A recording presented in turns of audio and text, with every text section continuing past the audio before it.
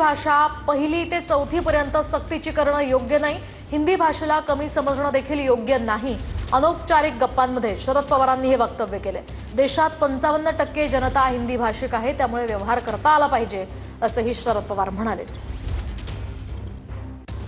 अधिकची माहिती जाणून घेऊयात आमचे प्रतिनिधी अक्षय मंगणे यांच्याकडून। अक्षय, काय सांगाल? हिंदी भाषेवरून खरं तर अनेक प्रतिक्रिया सध्या समोर येत आहेत, काहींचा विरोध सुद्धा होतो आणि या पार्श्वभूमीवर शरद पवारांनी हे मोठं विधान केलंय।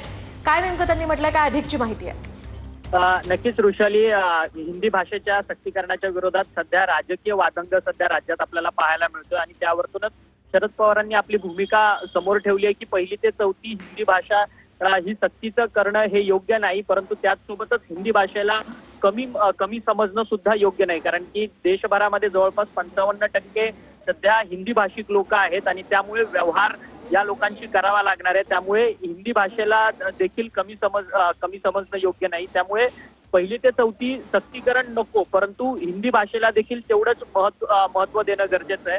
अशा पद्धतीची भूमिका जी आहे ती शरद पवारांनी मांडलेली असल्याचं आपल्याला पाहायला मिळतंय आणि त्याचसोबतच शरद पवारांनी विविध मुद्द्यांवरती आपली मतं जी आहेत ती व्यक्त केलेली आहे। निवडणूक आयोगाने जो 45 दिवसातला निवडणूक आयोगाचा डेटा जो आहे तो डिलीट करण्याच्या संदर्भातला जो निर्णय आहे त्यावरती देखील त्यांनी प्रश्नचिन्ह उपस्थित केलेले की आत्ताच्या नवीन युगामध्ये अनेक डेटा जो आहे तो वर्षानुवर्ष साठवला जातो आणि अशा पद्धतीने 45 दिवसात निवडणुकाचा जो डेटा आहे, पुरावे आहेत ते समूळ नष्ट करण्याचा निर्णय घेते।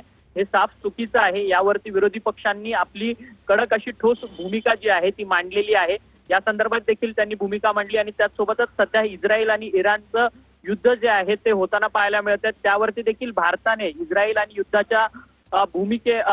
युद्ध होत असताना भारताने कोणतीच भूमिका मांडलेली नाहीये आणि ही भूमिका न मांडणं हे खरं तर अचंबित करणार आहे, कारण की परराष्ट्र धोरणाला हे फारसं साजेसं ठरणार नाही अशी देखील भूमिका जी आहे ती शरद पवारांनी आज अनौपचारिक गप्पांमध्ये मांडलेली।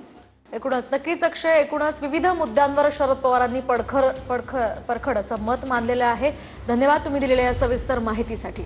अनौपचारिक गप्पांमध्ये शरद पवारांनी हे विविध मुद्दे उपस्थित केले होते। शिवाय हिंदी भाषेला कमी लेखणं योग्य नसल्याचं महत्त्वाचं मत शरद पवारांनी इथे व्यक्त केलेलं आहे। हिंदी भाषेवरून खरं तर ठाकरेंची शिवसेना असेल, मनसे असेल आक्रमक झालेली आहे। त्या पार्श्वभूमीवर आंदोलनं सुद्धा होत आहेत आणि या मुद्द्यावरून शरद पवारांनी हे महत्त्वाचं विधान इथे मांडलंय।